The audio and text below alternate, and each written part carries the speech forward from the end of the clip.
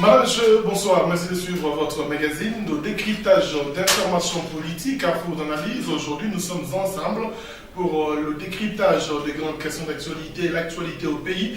C'est notamment le processus électoral en gestation.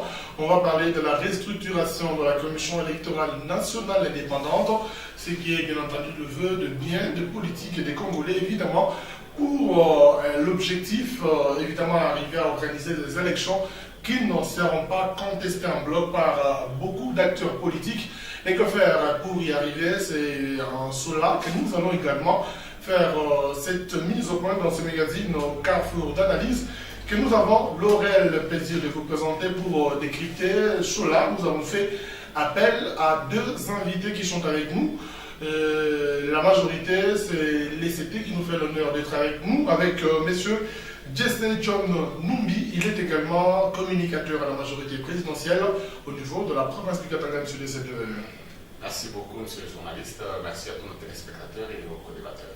Bien, l'opposition, c'est Maître Assia Moulouna Kalala, Simon Pierre. Il est de l'UDPS. Maître Assia, bienvenue. Merci. Eh bien, savez-vous qu'on va débuter ce magazine, la première partie, parce que ça va s'enchaîner, elle concerne la restructuration de la Commission électorale nationale indépendante. Comme vous le savez, après la démission de l'abbé Malo Malou, non seulement que la société civile a proposé ou continue à proposer, parce qu'il y a déjà quelqu'un qui a été annoncé, par-delà cette dimension de remplacer celui qui est à la société civile. Bien d'acteurs politiques pensent que c'est l'opportunité de répondre des fautes à compte de la Commission électorale nationale indépendante que vous, opposition, vous avez décrié depuis tous ces temps. Oui, nous voulons seulement dire que c'est très important que nous ayons une CENI consensuelle qui puisse permettre à ce que toutes les composantes et toutes les couches sociales et politiques puissent se retrouver. Voilà, il ne faudrait pas qu'on soit en présence des gens soit parvenus à ce poste par négociation non convenue démocratiquement. Nous voulons seulement que la CENI réponde aux standards de la démocratie universelle. Bien, on va revenir à vous. La CENI qui doit répondre aux standards de la démocratie universelle, M. Jesse. Finalement, bien de gens pensent qu'il faut restructurer des fautes comme la CENI, en dehors du fait que le président doit être remplacé tout cette année. Vous savez, les questions qui relèvent des élections dans notre pays, dans une démocratie naissante comme la nôtre, sont très déterminantes et très, très importantes. Aujourd'hui, nous sommes en train de discuter avec Malou et parti.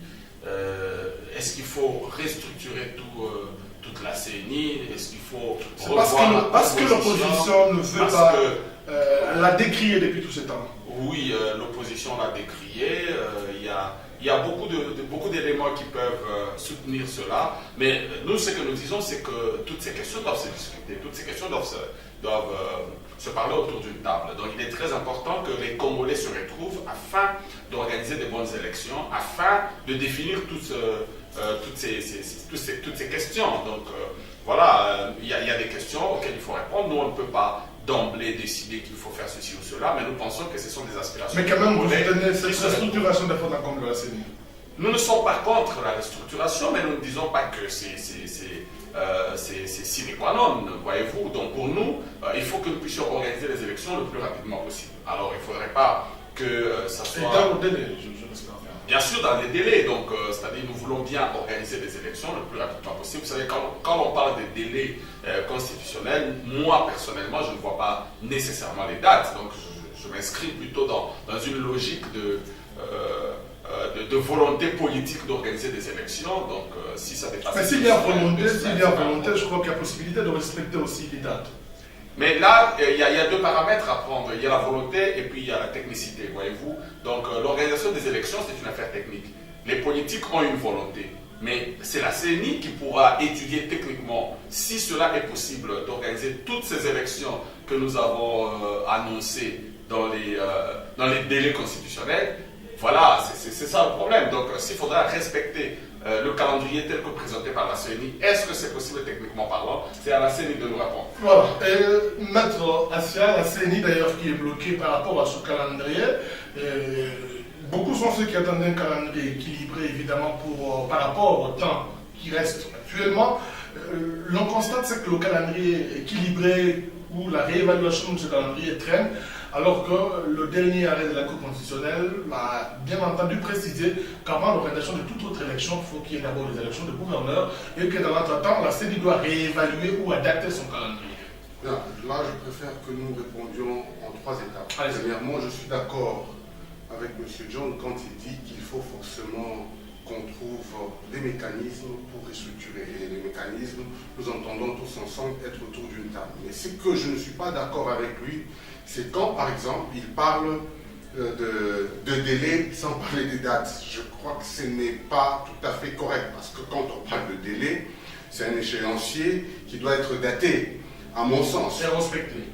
À mon sens, tous nous militons pour un respect, quitte à lui de définir un délai et moi de définir la date. Je pense que nous parlons le même langage, surtout en termes de date. Ce dont je ne suis pas d'accord pour ma part aussi, en dehors du fait qu'il n'a pas voulu parler des dates alors que c'est correct, c'est que la Cour constitutionnelle a estimé donner un calendrier à la place de la CENI. Je suis aussi d'accord quand la plupart des acteurs... Non, mais plutôt la Cour veut qu'il y ait réévaluation du calendrier. Oui, mais en précisant qu'il faut par tel ou tel autre avant... Non, il ne peut pas réorienter les choses. La réorientation, c'est une discussion technique qui relève de la CENI.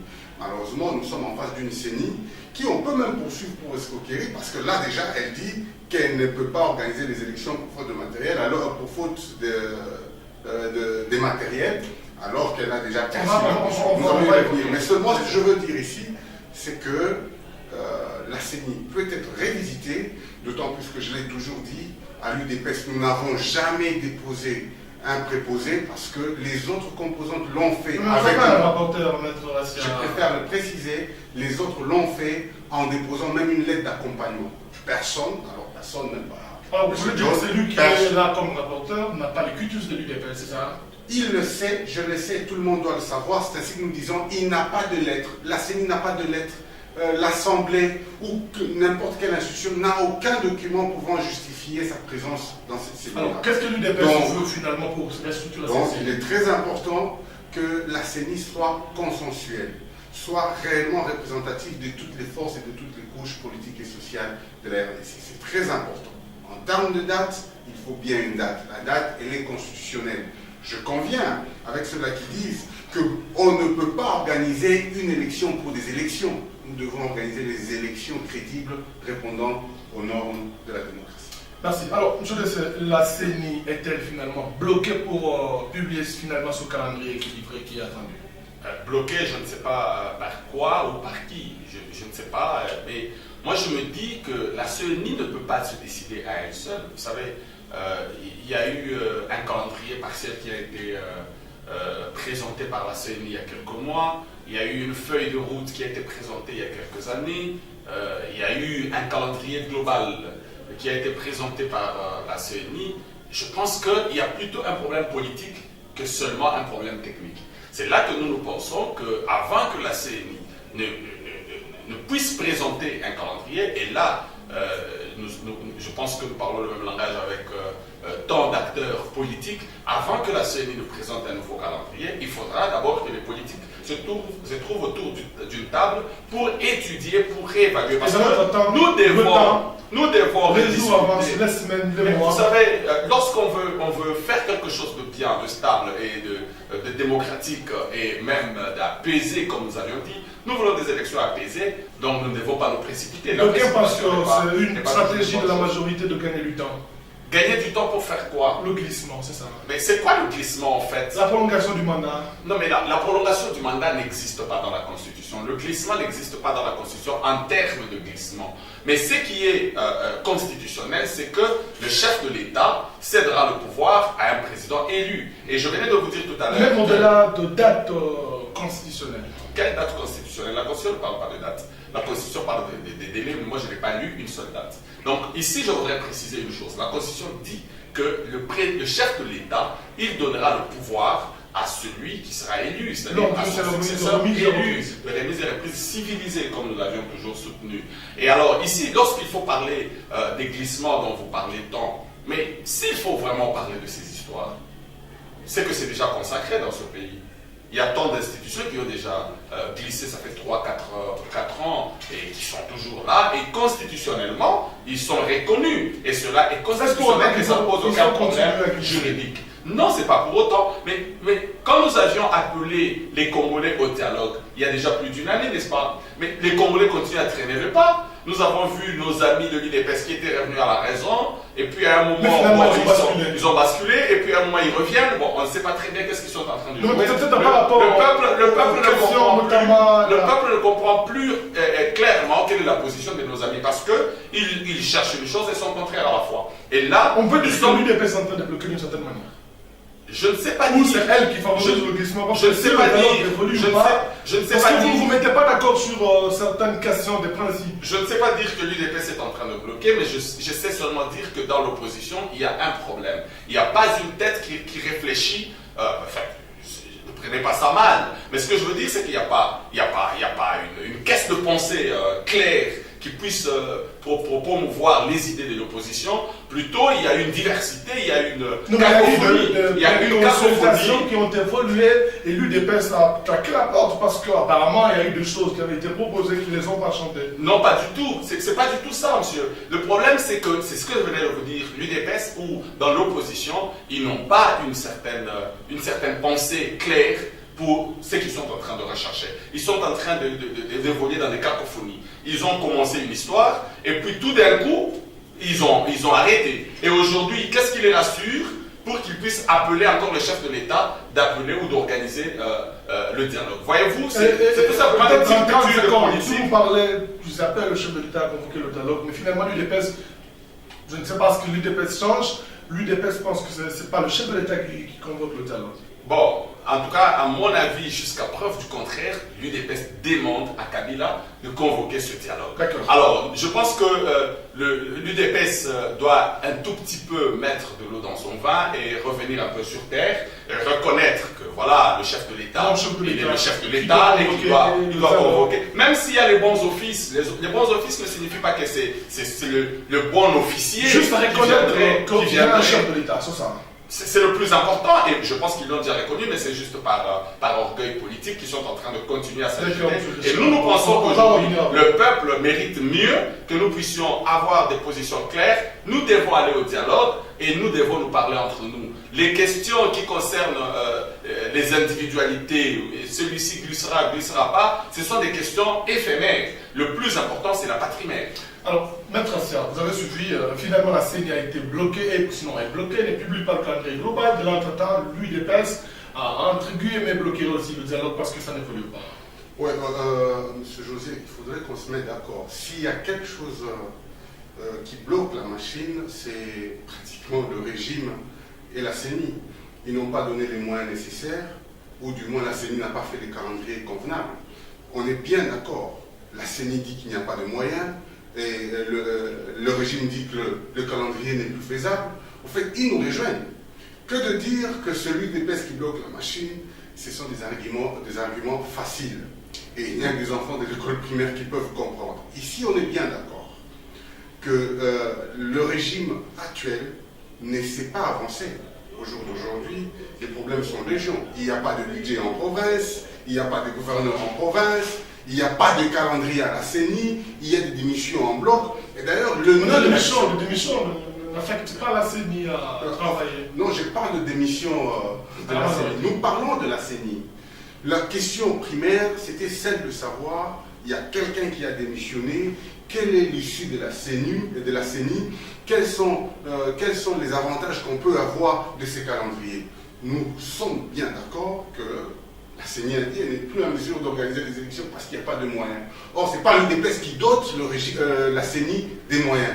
Il n'y a pas de moyens. Non seulement il n'y a pas de moyens, il n'y avait même pas de texte qui pouvait organiser ces élections-là. Je suis d'accord avec M. John quand il dit que les choses ont bloqué. Mais il faut qu'on dise réellement qui en sont responsables. Nous ne sommes pas dans la gestion de la chose publique. Question de dire c'est l'UDPS par orgueil politique qui ne reconnaît pas. Qui règne au jour d'aujourd'hui? C'est M. Kabila, c'est toute la suite du régime. Donc, tacitement, vous acceptez le chef de l'État. si c'est ça son vrai problème, en acceptant tacitement ou explicitement que ça va résoudre le problème, je n'en vois pas d'inconvénient. Mais tout ce que nous devons tous retenir ici, c'est que M. Kabila et toute sa famille politique n'a pas su organiser les élections dans le délai. Je reviens sur une notion très importante. Il nous dit que dans notre constitution, il n'est pas donné des dates. Je lui dis que ce qu'il dit n'est pas vrai. Dans notre constitution, il y a des dates. C'est sur base de ça que nous disons chaque 5 ans. C'est une date, à moins que nous interprétons très mal. Je sais. Je reconnais que je suis en face de quelqu'un qui faut de très bonnes lectures de la constitution. Et il conviendra avec moi. S'il était en train de chercher une date dans la constitution, bien je la donne. Chaque 5 ans, nous devons organiser des élections. Chaque 5 ans. 5 ans est une date. Mais dites-vous aussi de cette disposition qui... Je ne voudrais pas. Chaque 5 ans est une date, chaque 5 ans est une échéance. Là, nous parlons le même langage. Et d'ailleurs, il parlait de délai. Je le vois sourire et donc il est d'accord avec moi. Ce qui est aussi à mettre à l'actif de l'UDPS à ce moment. Nous avions demandé, ça fait bien longtemps qu'on se mette d'accord. Pourquoi nous changeons de temps à autre? Il faudrait que bien tout le monde le sache. Quand nous estimons que ce que nous sommes en train de faire n'est pas dans l'intérêt de la République, nous nous arrêtons un moment. Et à chaque fois que l'autre côté essaie de changer les choses positivement pour l'intérêt de la République, nous avançons. Il n'y a que Dieu et les imbéciles qui ne changent pas. De la même manière qu'ils changent, nous changeons aussi. Si nous pouvons aller dans le même sens pour l'intérêt de la République, nous nous mettrons autour d'une table et négocier sur la vie politique de la nation. Nous sommes intéressés par la nation, nous voulons prendre le régime le plus tôt possible, et donc nous avons l'avantage. Vous êtes sûr que vous allez prendre... C'est même pas la question, tout le monde est sûr en faisant la politique. Je viendrai le dire, il le dira, et ce sera comme ça. Ce n'est pas important. Le plus important ici, c'est que nous organisons les élections dans le délai. Le délai constitutionnel avec une date. Tant que les choses n'avancent pas. Le calendrier n'est pas là. Voilà comment les moyens sont décriés. Voilà comment. Au-delà, il faut qu'on tire des responsabilités. J'ai accepté ici, sur ce plateau, que celui qui règne en République démocratique du Congo, c'est M. Kabila. Je voudrais que par la même occasion, avec toute honnêteté scientifique, que je reconnais à M. John, de reconnaître que le régime n'a pas donné les moyens et qu'il doit tirer les conséquences qui relèvent de cela. Ils n'ont pas donné les moyens, ils n'ont pas donné les textes, et voilà où nous en sommes. Alors, M. John, finalement, Maître Assia pense que c'est le pouvoir en place qui bloque les choses, vous ne donnez pas le moyen à la CENI, et finalement, qu'est-ce que la majorité veut? Gagner du temps ou c'est quoi finalement? D'abord, nous devons préciser une chose, que ce n'est pas le gouvernement qui organise les élections. Donc, qui donne le moyen, les moyens. Finance la CENI ou donne les moyens à la CENI pour organiser les élections. Donc, ce n'est pas de la responsabilité du gouvernement si les élections ne sont pas encore parties comme il se devrait. Il y a des problèmes qu'il faut poser directement à la CENI, des questions qu'il faut poser à la CENI. Dire qu'on ne donne pas les moyens, c'est trop dire. Il faut peut-être reconnaître que le gouvernement est en train de mettre à la disposition de la CENI les moyens en fonction des différentes étapes à franchir. Lorsqu'il n'y a pas d'étapes à franchir, lorsqu'il n'y a pas de calendrier, lorsqu'il n'y avait pas de calendrier, bien sûr, le gouvernement ne pouvait pas affecter des moyens. Mais si vous parlez de le 25, déjà passé le 25 octobre, normalement on devait avoir les élections provinciales. Tout à fait, j'en arrive, M. José. Donc, en fait, le gouvernement a donné des moyens à la CENI, et la CENI a traîné le pas, et ça, c'est pas de la responsabilité du gouvernement. Nous devons suivre, nous devons aller voir ensemble que la CENI nous explique qu'est-ce que les 92 millions... Non, mais la CENI parle de problème de moyens. Monsieur John, aujourd'hui... Non, mais je venais de vous dire que la CENI a reçu les moyens financiers et que la CENI n'a pas encore fait. Et si la CENI a reçu les on a donné les moyens de fonctionnement, M. John. Non, aujourd'hui, apprenons à dire la vérité à ceux-là qui nous ce ne sont pas des moyens de fonctionnement. Il n'y a que 28 véhicules qui fonctionnent sur 628. 92 millions, ce ne sont pas des... Mais la CENI a aussi des problèmes matériels que le gouvernement n'a pas su résoudre. Non, mais la réalité est que, comme vous venez de le dire, il y a des problèmes financiers, certes. Mais les problèmes financiers, plutôt les moyens qui ont été donnés, ce ne sont pas les véhicules qui devaient les résoudre. Donc les problèmes qu'on devait résoudre en ce moment ne concernaient pas les véhicules. Et si donc les 92 millions n'ont pas servi correctement par la CENI, ce n'est pas de la responsabilité du gouvernement. Donc on ne va pas aujourd'hui venir nous raconter que le gouvernement n'avait pas donné. Mais la CENI a pas posé de problème de matériel. Je voudrais y aller. Oui, effectivement, il y a des problèmes de matériel. Il y a des problèmes des moyens financiers. Je vous ai dit, je n'ai pas renié, et que cela sera résolu, tout à fait. Mais il est une question fondamentale, c'est que nous devons organiser des élections et des élections apaisées. Nous avons appelé nos amis, nous nous sommes dit, nous ne devons pas aller dans les élections de n'importe quelle manière. Nous devons plutôt parler avant d'aller dans ces élections parce qu'il y a des problèmes. Nous pouvions bien organiser les élections en octobre et que tous les moyens se soient estompés au niveau d'octobre. On nous accuserait d'avoir voulu dépenser tous les moyens et être incapable d'organiser les soi-disant élections de 2016. Non, pas du tout. Nous nous sommes dit, il était important parce que toute la communauté nationale et même la communauté internationale rediscutait, et même vous vous rappellerez que la Cour suprême a demandé à la CENI, avant le 25, a demandé à la CENI de revoir son calendrier. Comment voudriez-vous que le gouvernement puisse pousser la CENI à organiser les élections le 25 alors que la Cour suprême lui demandait de restructurer son calendrier? Donc ça n'a pas d'importance. On ne pouvait pas mettre de l'argent alors qu'il n'y avait pas de calendrier, alors qu'il n'y avait pas une restructuration de ce calendrier. Ça n'a pas de sens, monsieur. Donc ici, il y a de l'argent qui sont en train d'être décaissés pour la CENI. La CENI, oui, par le gouvernement, bien sûr. Aujourd'hui, nous sommes en 92 millions. C'est connu, c'est présenté. Chez nous, on ne travaille pas dans le noir. On présente les chiffres. Donc, nous sommes en 92 millions. Et la CENI devrait déjà organiser une partie d'activité. Mais comment la CENI devrait faire une partie d'activité alors que la Cour constitutionnelle lui oblige d'abord d'organiser des élections de gouverneurs des nouvelles provinces pour lesquelles le Premier ministre avait dit que les moyens n'étaient pas encore disponibles? Vous revenez sur... C'est aussi le blocage. Vous revenez sur la question. Vous revenez sur la question, et ça ne concerne ni la majorité, ni le gouvernement. Lorsque la Cour suprême décide, ça n'a rien à voir avec la majorité, nous nous plions à la décision de la Cour suprême, et ça c'est légal, c'est constitutionnel. Vous pliez, mais il fallait aussi, c'était aussi important de donner le moyen à la CENI pour organiser les élections de gouverneurs. Mais les élections de gouverneurs n'étaient pas budgétisées en 2015, et le gouvernement a présenté la situation. Je vous ai dit ici que nous travaillons dans l'honnêteté et dans la sincérité. Nous avons présenté la situation que nous n'étions pas en mesure de le faire. Oui, tout à fait. Nous n'étions pas en mesure de le faire en 2015 parce qu'on n'avait pas de moyens. Alors si la Cour estime qu'il faut commencer par là, je ne vois pas de problème. Nous avons déposé un budget 2016 il y a quelques mois, et je ne vois pas en quoi les élections, je ne vois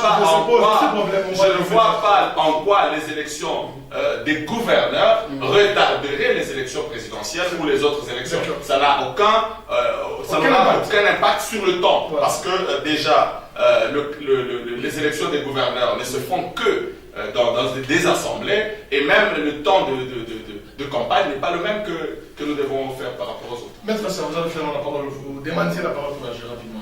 Vous comprenez combien M. John est très mal à l'aise quand il faut réagir à cette situation. Je le comprends, parce qu'honnêtement, quand il doit parler, il ne dira pas cela. Premièrement, le problème c'était de savoir qui en sont responsables. Ont-ils donné les moyens d'une manière à demi-mot? Ils viennent d'avouer qu'ils n'ont pas remis les moyens. Non, ils ont remis les moyens. Allez, il ne faut pas me faire dire ce que je n'ai pas dit. Je commence par le féliciter. Il est actuellement président de Bouloubaï Boukata. Ce n'est pas pour ça que vous n'allez pas dire la vérité ici. Ici, chez nous, en République démocratique du Congo, tout le monde sait qu'il fallait donner le moyen. Et que quand on ne donne pas le moyen, on est incapable de mettre une pression à l'institution en qui il fallait remettre le moyen. C'est pour ça qu'on n'a pas le gouvernement de faire pression. Non, écoutez, vous êtes avocat. Non, écoutez. Le gouvernement n'a pas de droit de faire pression sur la CENI, maître. Et donc, le gouvernement peut donner de l'argent. On peut en abuser. C'est le Parlement. Oui, on peut en abuser, mais ce n'est pas au gouvernement de le faire. Vous le savez très bien. Le contrôle, c'est le contrôle. Je parle de la CENI. C'est le gouvernement. La CENI répond au Parlement et pas au gouvernement. Allez-y, maître. Lisez très bien la loi. Vous avez la parole, maître. Je comprends que notre ami est très mal à l'aise. Ici, le plus important, c'est de savoir qu'ils n'ont pas donné les moyens pour organiser les élections. La CENI le dit. Je voudrais bien qu'eux passent, que lui disent que la CENI trompe, qu'on ne nous a pas remis le moyen. C'est pour ça qu'on ne peut même pas poursuivre la CENI. Parce que le moyen n'y est pas. Ça, c'est pas. De deux, quand on nous dit, on veut nous faire voir au jour d'aujourd'hui, que les choses ont bloqué, c'est de suite du calendrier. Ce n'est pas correct. Non seulement le calendrier était là, mais il était là avec beaucoup de contraintes, Maître Assia. Beaucoup de contraintes d'ailleurs que l'opposition avait aussi décriées. Non, le vrai problème, c'est que le régime a tout fait pour qu'il n'y ait pas d'élection. Je vais vous dire pourquoi il n'y a pas d'élection. Parce que l'UDPS s'est présenté. On pensait que l'UDPS n'irait pas à ces élections. Vous, c'est parce que l'UDPS est là. C'est très important. Tout le monde pensait, comme l'UDPS ne reconnaissait pas l'autorité en place, comme l'UDPS niait le fonctionnement de la CENI, en donnant ces calendriers, nous n'irons pas. Et ils placeront leurs sénateurs, ils placeront leurs gouverneurs, ils auront leurs députés provinciaux. Et comme nous nous sommes présentés, ça a tout changé. Ils n'ont pas remis le moyen. Mais vous avez aussi une part de responsabilité, Maître Assia. Ils n'ont pas, non.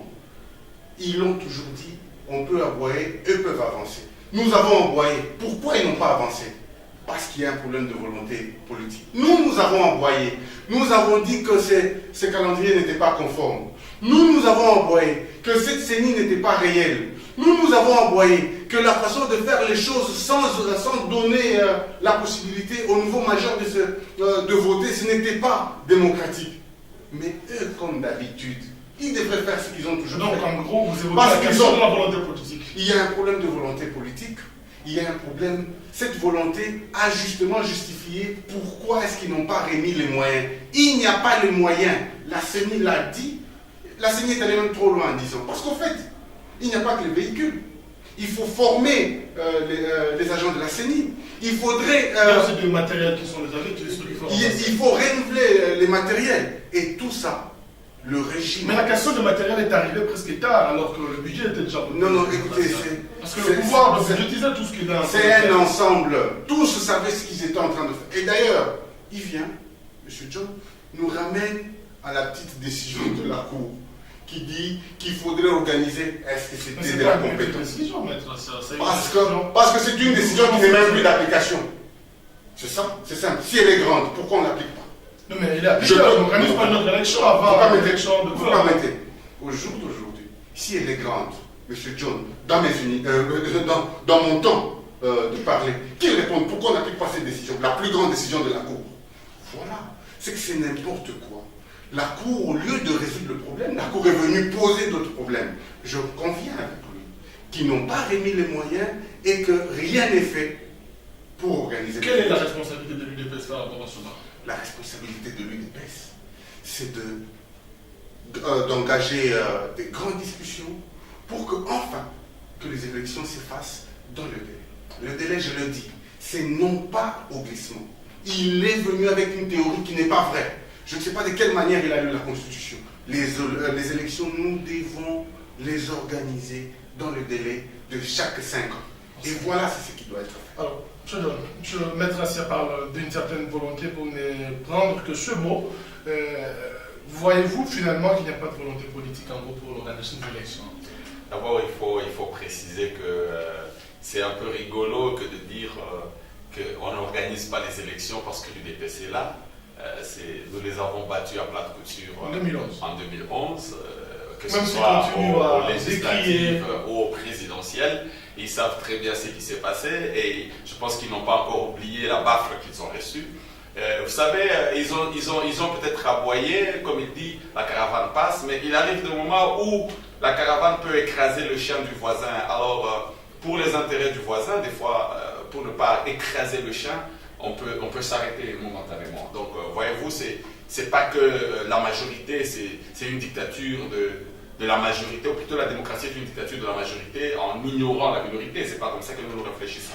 Nous pensons qu'on ne peut pas ignorer la minorité. Donc, ce que pense la minorité peut être mis à contribution pour que nous puissions avancer et avancer de la bonne manière. Vous savez, vous, il nous avons organisé, il y a toujours la volonté. Vous savez, je vous ai toujours dit, le chef de l'État est venu apporter la démocratie, le père de la démocratie, Joseph Kabila Kabange. Il a amené la démocratie dans ce pays, il a mené à bien en 2006 les élections. Il l'a mené à bien en 2011 sans la contribution de la communauté internationale qui n'a contribué qu'à concurrence de 2 ou 3% seulement. Et vous vous imaginez, avec toute cette volonté, Joseph Kabila a amené la démocratie dans ce pays. Comment imaginer que cet homme qui avait toute cette volonté, qui a remis pratiquement son titre de président en jeu, et à 2 reprises d'ailleurs, ne puisse vouloir amener ce pays à vivre les 3e des élections. Donc c'est la volonté y est. Et si vous avez la volonté, monsieur de s'excuser dans 30 secondes, si vous avez la volonté, et comment vous expliquez tous ces appels qui sont lancés, notamment par certains responsables au niveau de la communauté internationale, au niveau interne, le G7 qui est avec vous, qui décrit... Vous savez, c'est de l'agitation. Finalement, parce que pour prendre le cas du G7, le G7 qui est avec vous et qui décrit, vous ne voyez pas que ce sont les gens qui ont été avec vous, qui maîtrisent bien tout ce que vous êtes en train de faire au niveau de la vigilance. C'est des opportunistes. Les politiques, vous savez, ce sont des opportunistes. Là, Ils cherchent c'est très bien dit. Ils cherchent à se démarquer pendant un moment pour essayer de récupérer d'une certaine manière le pouvoir. Donc ces politiques, moi, bon, je ne veux pas débattre sur les questions. Ils sont dans leur droit de partir. Mais quitte à faire des allégations sans preuve, ça c'est une honte pour une démocratie. Il n'y a pas que le G7. Pour un pays comme certains celui-ci. Nous devons fonctionnaires des Nations Unies qui reviennent également sur ça régulièrement. Mais les fonctionnaires des Nations Unies qui sont calqués dans une certaine caricature, vous allez bien vérifier. Parce que quand vous parlez de la communauté internationale, il ne faudrait pas avoir les États-Unis. La communauté internationale, c'est aussi la Chine, c'est aussi la Russie, c'est aussi le Rwanda, c'est aussi la Zambie, c'est aussi l'Afrique du Sud, c'est aussi l'Angola et ainsi de suite. Donc la communauté internationale, ce ne sont pas les États-Unis seulement. C'est aussi François Mitterrand, plutôt François Hollande. Donc la communauté internationale, elle est si vaste. Mais il ne faudrait pas prendre, quand il y a un fonctionnaire américain qui passe à Kinshasa, quand il y a un fonctionnaire américain qui passe à Kinshasa et qui voudrait dire la même chose depuis 5 ans, que nous voulons des élections en 2016 et tout le monde doit s'appuyer sur ça. Mais effectivement, nous n'avons jamais dit le contraire. Nous n'avons jamais dit le contraire. Tu l'as dit nous avions dit que nous allons organiser les élections en 2016. Nous avions dit que nous allons organiser les premières passations de pouvoir dans ce pays civilisé. Nous allons le faire. C'est nous qui nous sommes engagés. Ce terme de passation de pouvoir civilisé, c'est Joseph Kabila qui l'a utilisé. C'est pas Madame Sarah qui a commencé. Donc c'est nous qui avions commencé cette théorie. C'est nous qui l'amènerions à terme. Donc voyez-vous, ne vous en faites pas. Sur ce point-là, nous avons toute la volonté politique pour organiser les élections. Mais ici, il est question de comprendre une chose. Il ne faudrait pas que l'opposition se laisse berner par ces fonctionnaires américains qui viennent. Mais c'est un peu ridicule que des grands messieurs, les hommes d'État qui voudraient bien être dirigeants demain et diriger un grand pays comme la RDC puissent se faire manipuler par des petits fonctionnaires américains. Voyez, je vais vous donner juste un exemple. Pourquoi petits? Ce sont des fonctionnaires en SUDC. Bon, des fonctionnaires, comme vous le voulez, des fonctionnaires américains. Mais regardez ce qui se passe avec l'UDPS par exemple. Pendant qu'ils étaient en pourparlers avec le PPRD, au lieu de venir au dialogue, ils se sont laissés berner par le G4, je ne sais pas moi, G4 plus 4. Ils ont organisé une histoire et puis tout d'un coup, je ne sais pas très bien parce qu'il paraît qu'il y a des présidents qui sont déjà évincés et puis donc ce n'est plus cette partie, c'est plutôt 4 partis avec quelques grands messieurs. Donc, voilà un peu le problème. Alors ils se sont laissés berner dans cette histoire, entretenus, je ne sais pas par quoi, ils ont arrêté d'aller au dialogue. Et puis subitement, un fonctionnaire, tout à fait. Un fonctionnaire américain passe à Kinshasa, il dit qu'il faudra un forum inclusif. L'UDPS change de langage et là, il signe encore un autre communiqué pour dire que Kabila appelle. Voilà, c'est trop bas. C'est trop bas pour des hommes d'État. Nous devons apprendre à respecter notre pays, à respecter notre grand-mère. Et tout ça, nous sommes un pays grand et nous devons...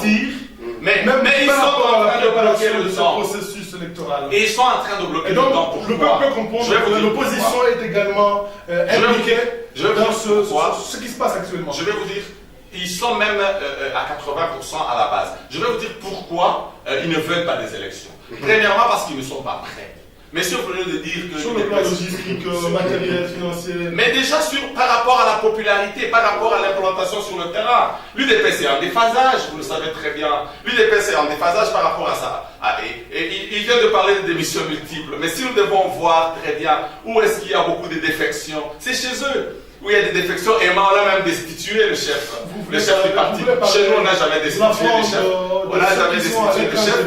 Vous avez, non seulement à l'étranger, il y en a beaucoup. Alors, ses amis, il y en a même qui... Elle est également chez vous, monsieur Dessé. Il y en a même... Ah, oui, à la majorité, il y a des gens qui viennent et qui repartent. C'est une alliance. Il y a des gens qui viennent et qui repartent. Là, chez eux, ils sont en train... Là, chez eux, il y a un vrai débat. Chez eux, il n'y a pas de débat. Ils sont en train de réclamer un congrès chez eux. Revenons à la question électorale. Oui, l'électoral, c'est la démocratie. On ne peut pas vivre la démocratie si on ne sait pas la respecter soi-même, voyez-vous. Donc c'est là le vrai problème. Parce que nos amis ne connaissent pas exactement ce que ça signifie la démocratie. Ils ne peuvent pas la vivre chez eux et ils ne peuvent pas se rapporter effectivement sur le plan international. Ce qu'ils espèrent, c'est qu'arrivé en 2012, plutôt en 2016, en décembre, qu'ils puissent prendre le pouvoir. Voilà, tout homme caduque, et qu'ils puissent s'arranger pour prendre le pouvoir par d'autres mécanismes, ou peut-être qu'ils pensent, voilà, exactement, c'est ce que nous nous disons. Mais eux, ils ne pensent pas ça. C'est pour ça qu'ils pour arriver, il faut qu'il y ait une volonté au niveau de la majorité. Au niveau de la majorité, il y a la volonté. Pour rendre ces élections. Il y a la volonté, nous n'avons jamais bloqué cela, nous sommes prêts à... Quand nous demandons que l'on puisse organiser le dialogue, ça fait déjà plus d'une année. On en parle, on serait déjà fixé sur les élections. Mettre assez à le dialogue, qu'est-ce qui bloque finalement pour la convocation du dialogue? On a vu l'UDPS à l'étranger avec certains émissaires de pouvoir, et finalement, qu'est-ce qui continue à bloquer pour convoquer ce dialogue? Parce que M. Décide, c'est d'avoir obligé pour organiser des élections dans le pays. Donc, M. JC voudrait que nous fassions des négociations avec l'UDPS. L'UDPS qui vient de dire qu'il y a des élections aujourd'hui, donc il dit une chose et son contraire. Ouais, défection ne signifie pas que l'UDPS n'existe pas. J'ai jamais dit ça. Le parti peut exister avec ou sans Tshisekedi, c'est ça? Bien sûr qu'il existe. Je ne doute pas. Okay, donc c'est pas... À moins que lui nous dise que le parti c'est Tshisekedi. Allez-y, maître. L'Union pour la démocratie et le progrès social est un parti cher à Étienne Tshisekedi. Il est notre président. J'en suis un secrétaire fédéral chargé de justice et droits humains. Nous sommes dans ce parti. Si vous dites que nous sommes en déphasage, je ne sais pas par quel mesurage. Pour ma part, peut-être par rapport à la fronde qu'il y a eu avec le François Puila et les autres. Non, écoutez. Et même par rapport au peuple, là. Les Puila, les Kalonzo ont péché contre l'UDPS et ils sont mis à l'écart. Il faut qu'on se mette d'accord sur ça. Ça, c'est un. De deux, je ne voudrais pas qu'on revienne sur les vieux débats où c'est eux qui ont gagné, les autres ont gagné. La meilleure façon de se mesurer, c'est d'organiser des élections. C'est pour cela qu'on fait le dialogue qui est selon... La meilleure façon, la bonne façon, c'est d'organiser les élections dans le délai. Le délai, je le dis, constitutionnel de chaque après 5 ans. Avec des dates.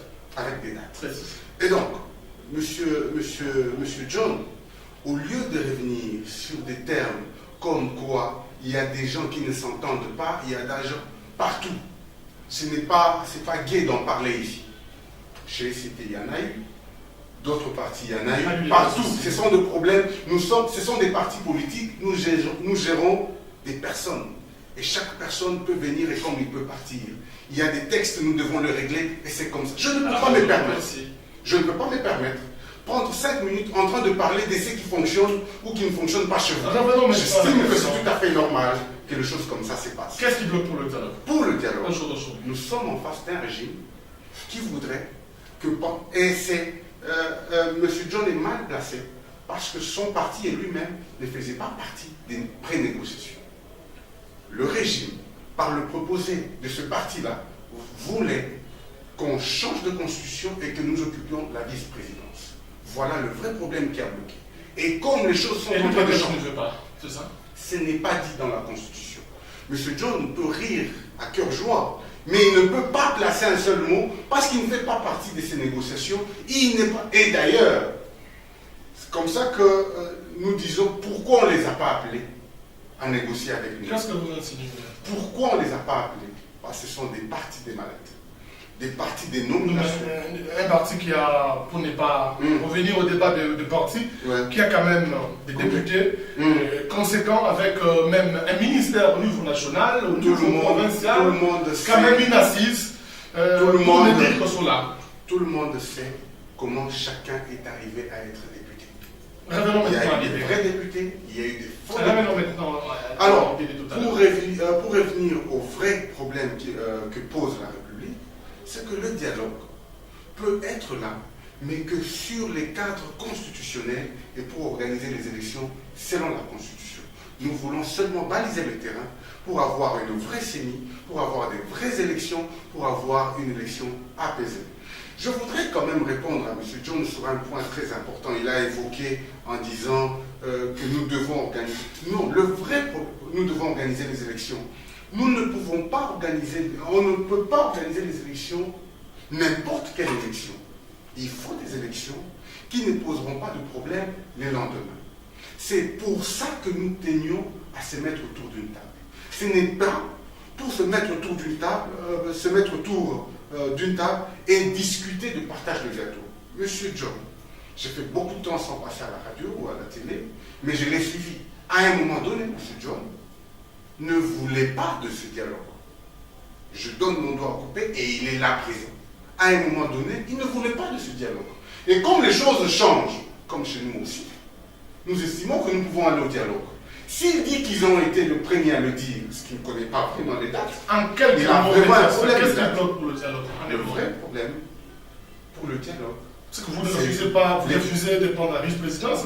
Non, on ne peut pas parler de ça. Si nous Constitution. devons parler de dialogue, c'est pour l'organisation des élections, c'est pour les passations ou la passation civilisée comme ils le disent, mais je préfère parler des passations parce qu'il y a plusieurs institutions qui sont déjà en déphasage avec la Constitution.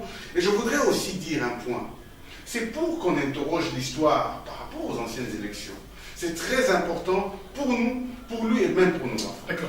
Alors, je laisse. Finalement, qu'est-ce qui bloque à ce jour ce dialogue qui est toujours attendu mais qui ne vient pas?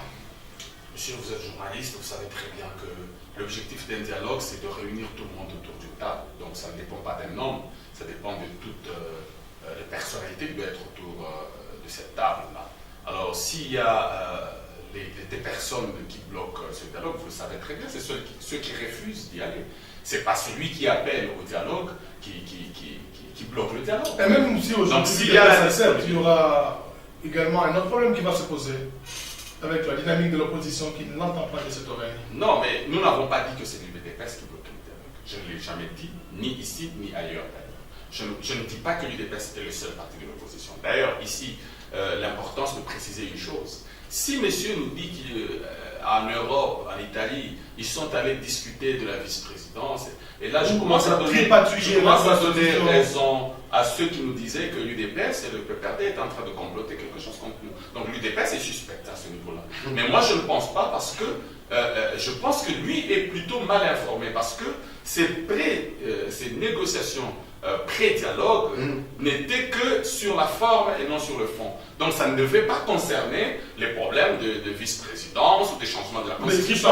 C'était par rapport à la forme, comment convoquer ces et donc là, M. John ne dit pas ce qu'ils ont été. Mais comment expliquer que l'UDPS a du coup quitté... Mais effectivement, ce n'est pas ça. Ce n'est pas ce qu'il vient de dire. Je vous ai dit qu'ils ont été menés en bateau par ce mouvement. Parce que vous vous rappellerez en janvier. Quel mouvement? Je vais vous rappeler quelques De quel mouvement? Parlez-en. Je vais vous rappeler quelques faits. En janvier, quand des mouvements de l'opposition créent, appellent la population dans la rue, l'UDPS dit non. L'UDPS dit nous ne sommes pas concernés. Le deuxième jour, l'UDPS dit allez-y, pendant que les autres disaient rentrez à la maison. C'est pratiquement ça le problème. L'UDPS a toujours été un peu en retard. Je ne sais pas si ils n'ont pas très bien réglé leur horloge. Quand ça s'est passé, quand le mouvement, je ne sais pas très bien, mais par rapport au fait qui se passe. Par rapport à la réalité, ils ne sont pas très dynamiques, ils sont trop statiques. C'est ça, la lourdeur de l'UDPS. Par rapport au mouvement G4+4, l'UDPS a pensé. Oui, c'était G7, actuellement c'est G4. Vous savez très bien, monsieur le journaliste, ce n'est pas à moi de vous rappeler ça. Et vous devez bien compter, vous verrez qu'il y a des chefs de partis qui n'existent plus.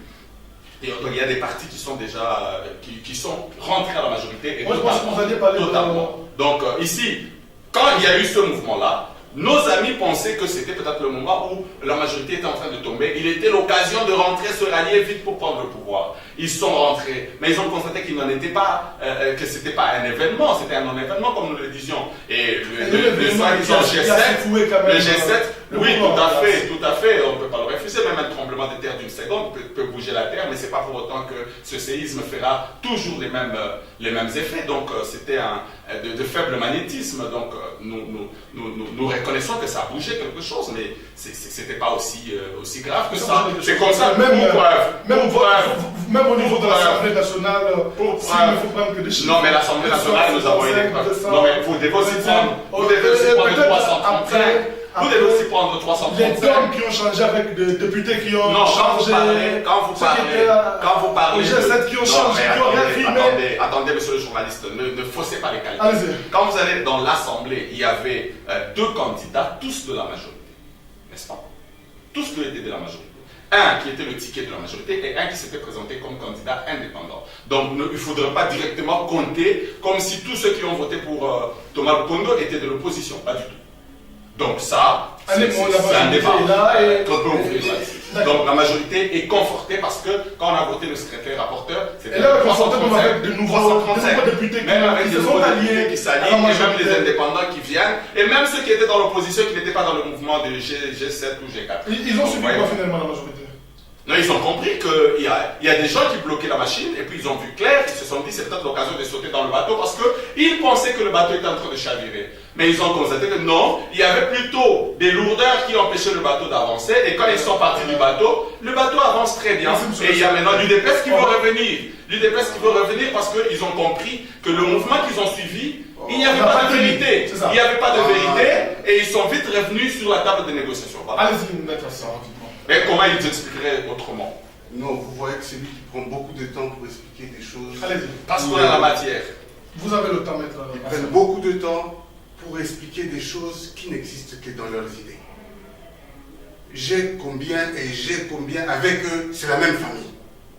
Ça, je sais pas tout ce qui va citer là. Ils sont dans la majorité. Tout ce qu'ils étaient, ils sont dans la majorité. Ils sont avec vous à l'opposition. C'est la même histoire. Rien n'a changé et nous le vivons. Nous ne pouvons pas être trompés par les clins d'œil. Il le sait, je le sais. Je suis averti. Je suis un garçon vacciné. Et l'UDPS est vacciné plus que moi. Et donc, nous disons que ce qu'il est en train de dire ne vient que de sa tête.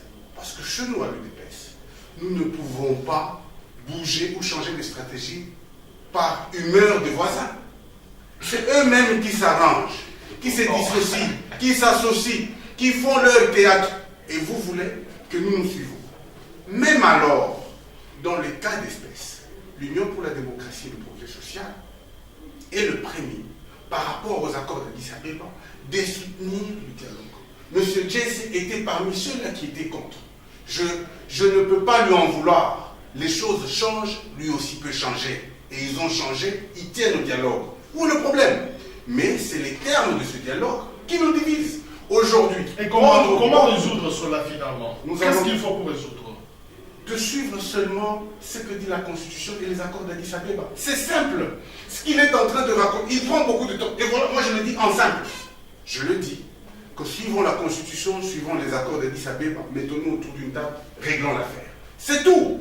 Que de parler des groupes ici qui n'existent que dans leurs idées, et que pour finir, dire que celui des PS qui voulait suivre le rythme, non, des choses comme ça, faut pas tromper la population. Je suis là. Je n'ai cité aucun groupe, je n'ai cité aucun individu. Quand j'ai parlé de démission, j'ai parlé de démission de la CENI. Qu'est-ce que vous insinuez? Quand j'ai parlé d'un groupe, j'ai parlé de démission, j'ai parlé de la démission de la CENI. Et quand je parle... Non, cascade de démission, c'est pas la CENI. Je pense que les termes doivent être bien pris. Hein. Une personne a démissionné à la CENI, ce n'est pas des démissions en cascade. Allez-y. Quand j'ai parlé de cela, j'ai parlé de ces désorganisations-là.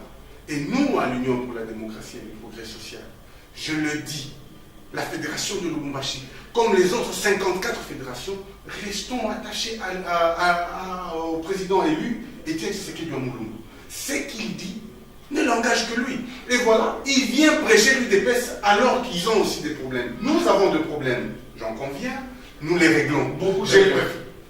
Des multitudes, vu le nombre national que local. Vu le nombre de membres du parti. Cette série de suspensions et consorts, parce que c'est connu de tous. Monsieur Joseph, vu le nombre de membres du parti, il doit y avoir que beaucoup de problèmes. Si eux n'ont pas de problème, c'est qu'il n'y a pas de gens. S'ils ont de problèmes, c'est qu'il y a des gens. C'est tout à fait normal et à cela, nous ne pouvons pas en faire des émissions. Ici, il est question de dire, en termes clairs, qu'ils n'ont pas organisé les élections, faute de leur volonté politique et des moyens à disposer à la CENI. Ici, il est question de dire, si nous n'avons pas été à la table de négociation à un moment donné, parce que ce qu'on nous proposait ne rencontrait pas la volonté de la Constitution. La page de pouvoir, c'est ce que vous avez dit ici. Je le dis et je l'insiste. C'est notamment aussi la volonté des accords d'Addis Abeba. À chaque fois que les choses iront dans l'intérêt de la nation, nous y serons. Il n'y a pas de honte de dire qu'à ce stade, parce qu'il ne faut pas en faire un débat. Celui qui gère la République, c'est M. Kabila, mais reconnaissez aussi devant la nation que vous avez failli à votre devoir d'organiser les élections dans les délais. Parce que vous permettez, M. José, il est très important de savoir. Gérer, c'est prévoir. Et comme vous gérez, vous deviez prévenir. C'est quoi prévenir? C'est que déjà, quand vous prêtez serment, que vous entrez en exercice de vos fonctions, préparez déjà les élections 5 ans après. Ce sont de devoirs citoyens. S'ils ne l'ont pas fait, Dieu seul sait pourquoi. Mais moi, je sais, pour ma part, c'est un problème de volonté. M. Jesse peut dire tout ce qu'il va dire ici. Ça ne va pas rencontrer la volonté de la nation. Pourquoi je dis que c'est un problème de volonté politique? Pourquoi aujourd'hui l'OCC Katanga, où on paye régulièrement, d'un coup les choses ont arrêté. On paye après 4 ans, après 4 mois, après 3 mois. Pourquoi les gens les magistrats à qui on avait promis 1600, il fallait attendre 6 mois pour payer. C'est un problème. Non, je veux seulement donner ces deux exemples. Je rentre réellement dans le sujet. Les 2 exemples, c'était pour dire que nous sommes en face des gens qui ne tiennent pas, même pas leurs promesses. Ils ne tiennent pas leurs promesses, ils ne respectent pas la Constitution, et voilà le résultat. On organise pas les élections dans le pays. On est à la fin, on va mais faire, je voudrais quand même dire. Vous allez le dire dans votre conclusion, nous commençons par vous, M. Dessay. Un résumé à 1 minute 30 parce que nous n'avons plus de temps. Non, mais nous devons d'abord préciser une chose, c'est que on ne peut pas nous interdire de parler des questions qui concernent la nation. Nous n'allons pas nous jeter des balles aujourd'hui pour dire c'est celui-ci qui a commencé de ça ou de cela. Nous parlons des choses qui sont vérifiables. Lorsque vous considérez la position de l'UDPS et vous prenez la phrase qu'ils ont utilisée, qu'ils ont empruntée du discours du G7, voyez-vous, nous ne pouvons que rallier leur changement, leur turpitude par rapport au soubresaut de nos amis du groupe qui ont quitté la majorité présidentielle il y a quelque temps. Donc ça, c'est pas notre débat du jour, mais ça tient quand même, c'est quand même important de le souligner. C'est quand même important de le souligner. La CENI, nous pensons qu'il y a des tractations déjà au niveau des confessions religieuses, au niveau de la société civile, pour que l'on puisse remplacer Monsieur l'abbé Manu Malou. Donc je pense que ce n'est pas un problème. Nous, ce que nous souhaitons, c'est qu'on puisse y aller très rapidement et que nous puissions nous retrouver autour d'une table, discuter des questions fondamentales de ce pays, pouvoir reformuler le calendrier afin que nous ayons des élections crédibles, des élections en 2016, voyez-vous. Donc pour nous, ça ne pose pas de problème. Le dialogue, nous voulons bien aller au dialogue, mais avec des gens qui ont une bonne foi, une bonne volonté. Pas des gens qui viennent en tâtonnant. C'est pas bon en politique, il faut savoir faire des choix. Nos amis, nous avons l'impression qu'ils sont en train de tâtonner. Ils essaient d'avancer, et puis après ils reculent, ils avancent, ils reculent, et finalement, on ne sait pas très bien qu'est-ce qu'ils sont en train de jouer. Non, mais nous gardons la main tendue, nous avons dit que nous voulons dialoguer. Nous n'avons jamais dit le contraire, qu'on ne vienne pas me faire dire que j'ai refusé le dialogue. Non, jamais, alors jamais, au grand jamais. Tout simplement, ce que j'avais dit en son temps à M. Assia, c'est que la communauté internationale, et c'est ce qui va se faire aujourd'hui, c'est que la communauté internationale n'a jamais dit que c'était à Kobler ou à un certain chef de la MONUSCO d'organiser le dialogue, mais c'est plutôt aux Congolais de le faire. Et d'ailleurs, c'est ce que M. Tshisekedi a compris en demandant à Joseph Kabila de convoquer ce dialogue. Donc voilà, nous ne devons pas aller dans des verbiages inutiles, nous devons rester sur le point. Pour nous, dialoguons et trouvons des solutions pour des élections apaisées. On va terminer par vous, Maître Assia Mourounda Kalala, dans 2021 résumé, parce que nous sommes à la Premièrement, moi-même, Ma fédération de Lubumbashi, les autres 54 fédérations sont derrière Etienne Tshisekedi. Il n'y a pas de défection, il y a seulement de la discipline. Ça, c'est un. De deux, au niveau de la CENI, les élections, si elles ne sont pas organisées, c'est parce que le régime actuel n'est pas responsable, n'a pas posé des actes qu'il faut autant qu'il fallait. Ça, c'est de deux. De trois, au niveau de la restructuration, il est temps qu'on restructure les choses afin d'organiser des élections crédibles, apaisées, rencontrant la volonté de la nation. Partant du dialogue, nous estimons pour notre part l'Union pour la démocratie et le progrès social. Ce que les autres appellent hésitation ou tâtonnement, ce sont des mesures de prudence. Un caméléon n'est jamais peureux, mais il est seulement prudent. Pour notre part, à chaque fois que la nation sera en péril, nous nous retirerons de quels que soient les dialogues qui seront convoqués. Mais pour notre part, l'Union pour la démocratie et le progrès social, nous tenons à ce que nous nous mettons autour d'une table, parce que ce n'est pas les armes, ce n'est pas la violence, ce n'est pas la terre brûlée en République démocratique du Congo qui va résoudre le problème. Le problème, c'est de se mettre autour d'une table, de parler, mais d'organiser les élections sans fâcher la nation.